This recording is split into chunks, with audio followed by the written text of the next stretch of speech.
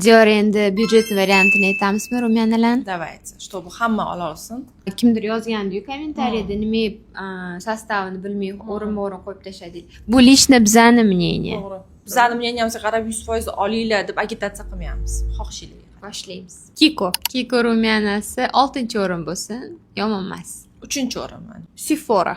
Sephora'ni rumyanasi ishlatmaganman. O'rtacha yomon emas, 8 ga qo'yaman men. Bilmaganim uchun 10-o'rin. Milani. Milaniniki yoqadi, 3-o'rin bo'lsin. 5-o'rin menga ham yoqadi. NYX.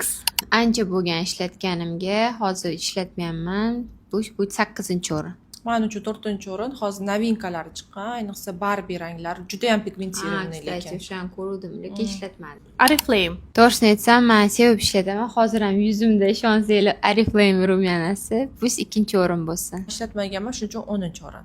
Golden Rose. Достойный produkt, сияющий matovisi ham bor, 4-o'rin bo'lsin. Men uchun 6-o'rin juda ham zo'r. Hozir ayniqsa o'sha сияющий effekt yoqyapti, hourglasslarga o'xshashib ketadi. Art Visage. 5-o'rin bo'lsin, 9-o'rin anchadan beri ishlatmayapman. Catrice. 7-o'rin bo'lsin. 2-o'rin yoqadi Catrice produksiyalari. Vivienne Sabo. 1-o'rin bo'la qolsin, yomon emas, yoqadi. Men uchun 7-o'rin. Buni ham anchadan beri ishlatmayapman. Va oxirgi brend Divash.